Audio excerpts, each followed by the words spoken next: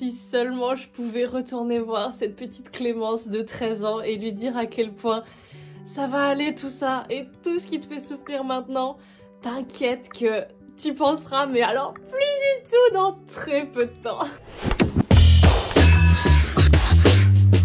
Bonjour à toutes et à tous, on se retrouve encore une fois sur mon lit, cette fois pour déballer des choses du passé. Je vais me replonger avec vous dans une partie de mes journaux intimes. Oh mon dieu, regardez ça, la couverture elle est magnifique. C'est juste des feuilles doubles que j'ai cousues ensemble. Il y a de l'idée, écoutez, de la créativité, voilà, des petites choses dessinées. Pendant une assez longue période de ma vie, j'ai tenu des journaux intimes de manière assez suivie. Je pense que j'avais peut-être 12, 13 ans, quelque chose comme ça. On va le vérifier ensemble. Je crois qu'il y a des dates normalement. On va pouvoir calculer. Toujours est-il que maintenant je vais sur mes 32 ans. Donc c'était peut-être des choses qui se sont passées il y a 20 ans. Vous imaginez, on va se replonger 20 ans en arrière. Mais c'est un autre monde. C'était tout ensemble dans ma boîte où j'ai plein de souvenirs, des petits mots.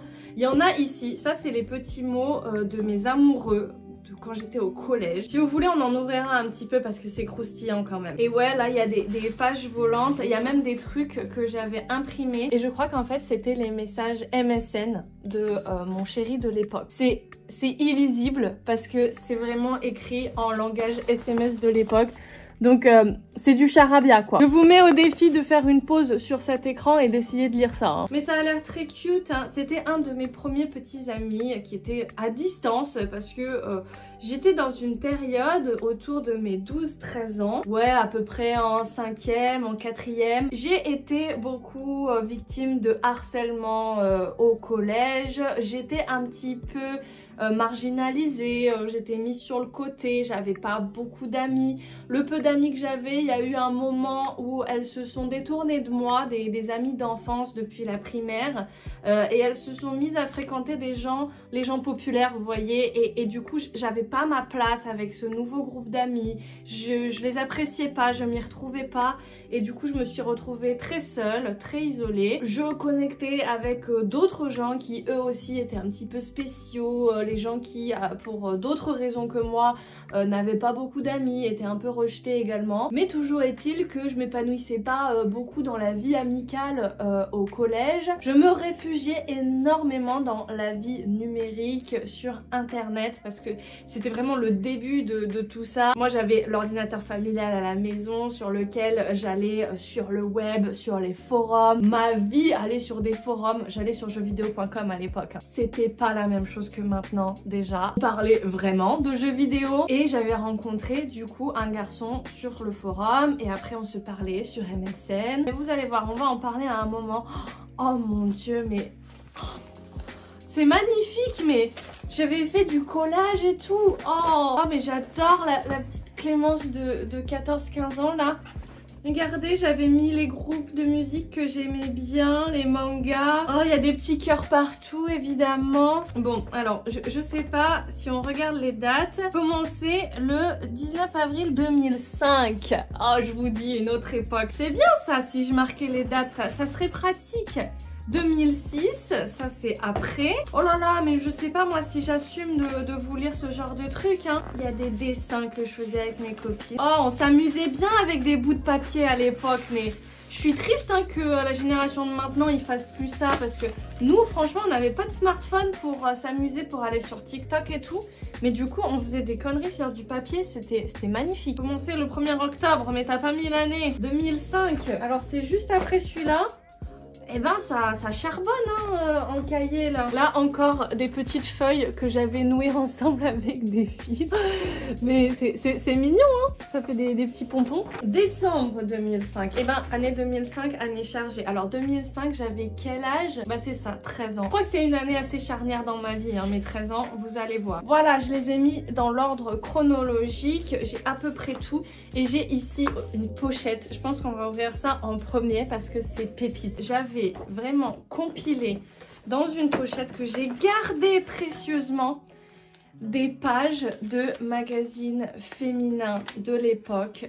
Ma mère m'achetait les magazines type Cosmopolitain, Biba, Jeune et Jolie. Moi, mon préféré, c'était Jeune et Jolie parce que ça s'adressait vraiment aux très jeunes filles comme moi, aux adolescentes. Alors que Biba, tout ça, c'était plus pour les femmes. Mais voilà, ici, Cosmopolitain, le supplément sexe d'août 2003. Et je m'intéressais apparemment déjà à tout ça. Regardez-moi ça, Réunion Sex Toys.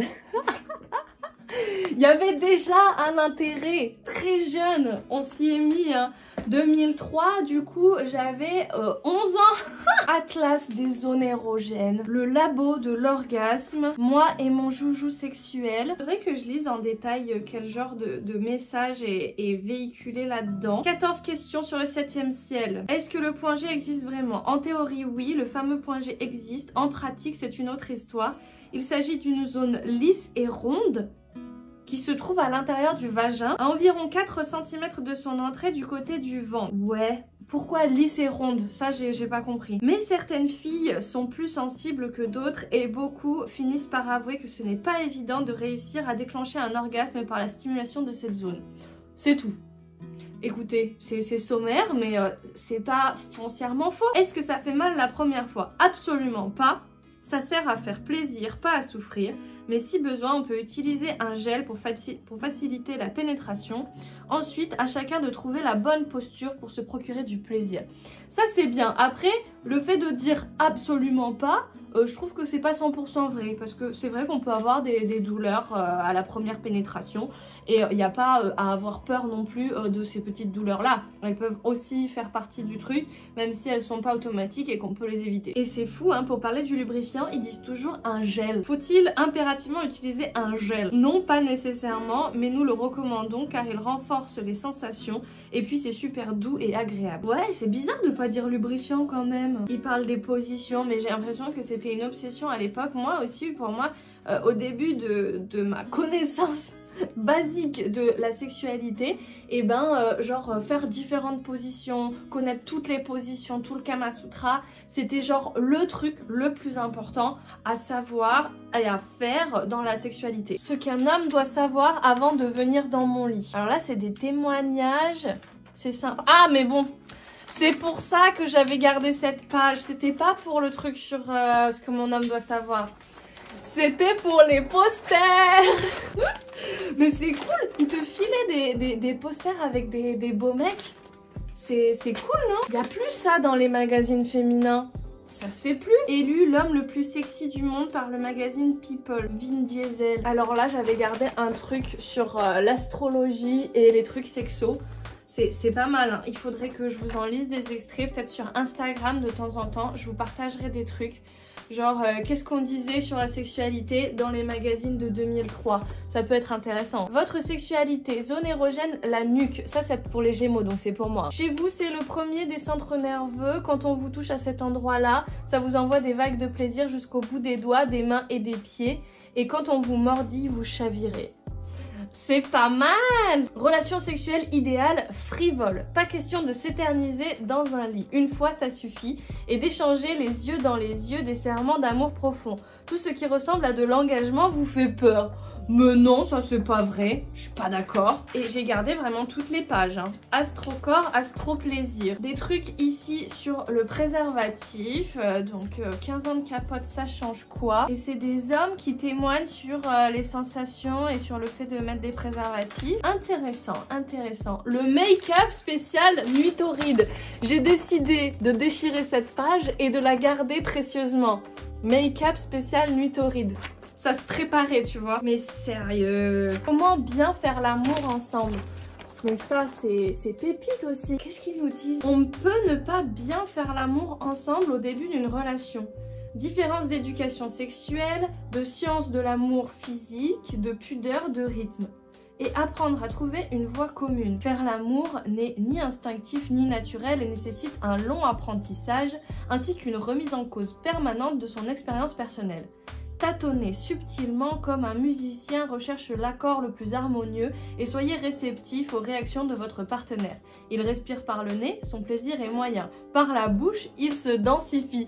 J'ai jamais pensé à ça. Est-ce que vous respirez par la bouche ou par le nez quand vous avez du plaisir? Dites-moi, les onomatopées, O, A, changement de position, la main attrape le drap, ou autres contractions corporelles, les jambes se tendent, sont aussi d'excellents baromètres du plaisir de l'autre. Les paroles, plus haut, plus lent, quant à elles, dirigent la main dans l'espace et dévoilent le rythme, la pression et la constance des caresses. C'est bien écrit, c'est pas mal, et faudrait que je relise tout ça. Quelle importance a le sexe dans votre couple? Sexe, ce qui nous rend accro à lui. Et là, il y a clairement un truc sur les sex toys, mais...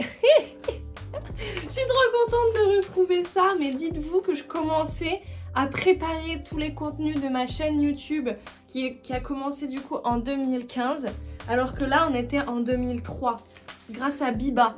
Mais merci Biba. En plus là je crois actuellement, j'ai parlé à quelqu'un de chez Biba il n'y a pas longtemps et je vais peut-être avoir un article dans Biba, donc j'ai envie de dire... La boucle sera bouclée. Biba, merci, je vous aime. Vous faites partie de ma vie sur 2 échelles complètement différentes. C'est trop bien. Regardez ça.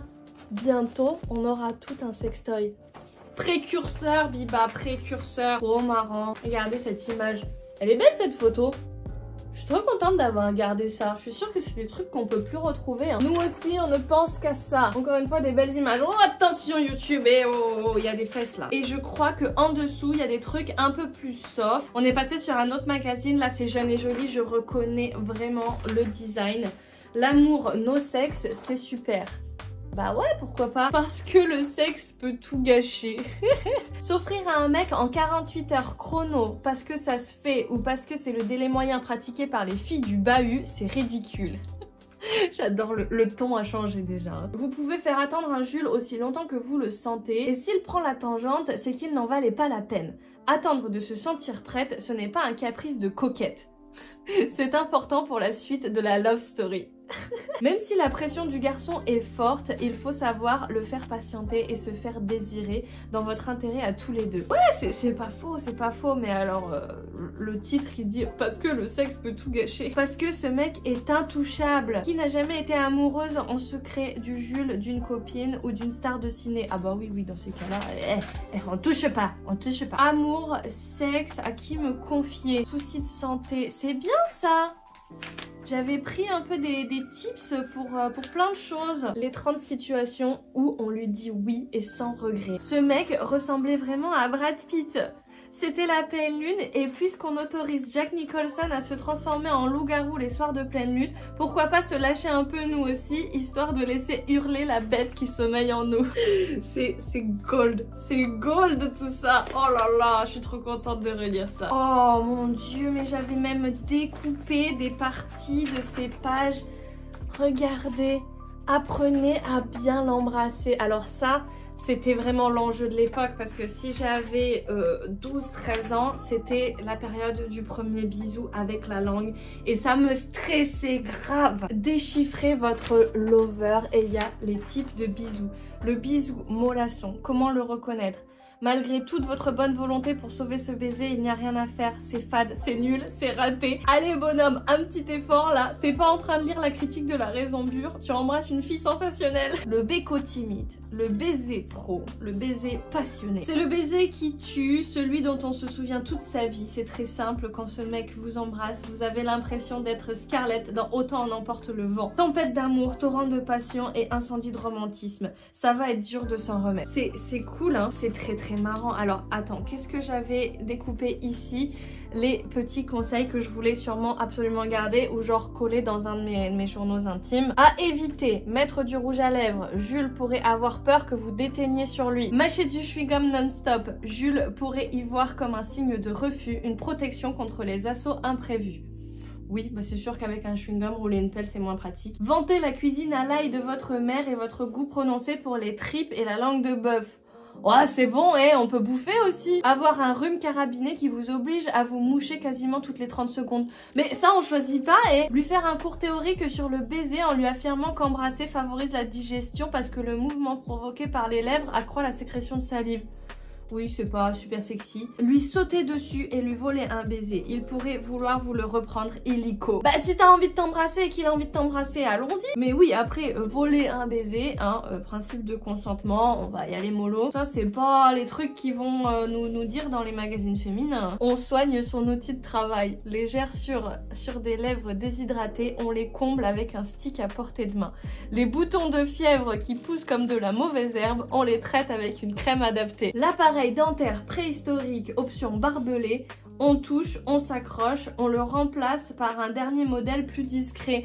Mais vas-y, on a tous 10 000 balles à mettre dans des gouttières Invisalign alors qu'on a 13 ans. Il n'y avait même pas ça à l'époque. Bah oui, on avait des appareils dentaires quand on en avait besoin. Oh, on peut se faire des bisous avec un appareil dentaire. Oui, mais très marrant les trucs sur les bisous. Je pense que c'est les trucs que j'ai lus et relus plein de fois avant de moi-même passer à l'acte. Une double page sur les positions avec des petites représentations ici. Ça, c'était des trucs que je voulais absolument garder pour le moment où ça me serait utile. Je me rappelle très clairement que ces trucs-là, quand je les voyais dans les magazines féminins, je me disais oh, il faut que je les garde, il faut que je les compile à un endroit parce que au moment où je vais faire ma première fois, il faut que je les relise, il faut que je puisse les revoir, les positions et toutes les illustrations.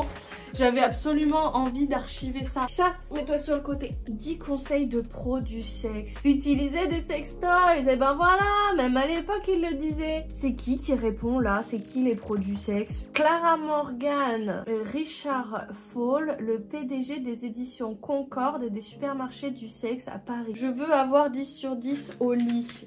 Où en est votre appétit sexuel? Voilà, écoutez, je suis trop contente d'avoir tout ça. Là, j'ai passé un petit peu tout en revue, mais je vais pas tout lire non plus. Dites-moi si vous voulez que je vous lise d'autres passages de mes coupures de presse. Des petites pépites de l'état de la sexo il y a plus de 20 ans. Écoutez, c'est déjà super long. On va faire 2 parties. Et dans la partie 2 qui sortira très bientôt, je vais commencer à lire des extraits de mes journaux intimes. Croyez-moi, on a du boulot. Et je ferai sûrement aussi une 3e partie pour dépouiller avec vous cette petite boîte qui contient des petits mots d'amour.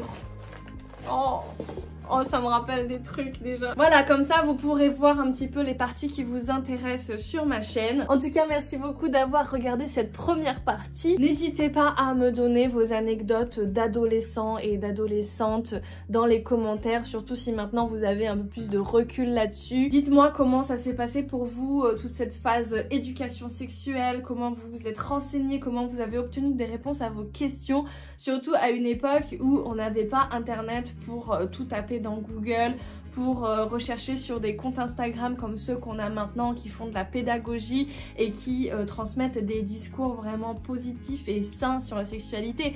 À l'époque, bah, je pense que vous allez me répondre, on voyait ça dans les pornos. Hein. Mais dites-moi en commentaire, ça m'intéresse. Dites-moi de quelle génération vous êtes à peu près aussi pour qu'on arrive à se figurer le truc. Je vous fais des gros bisous et je vous dis à très bientôt. D'ici là, comme d'habitude, faites-vous plaisir.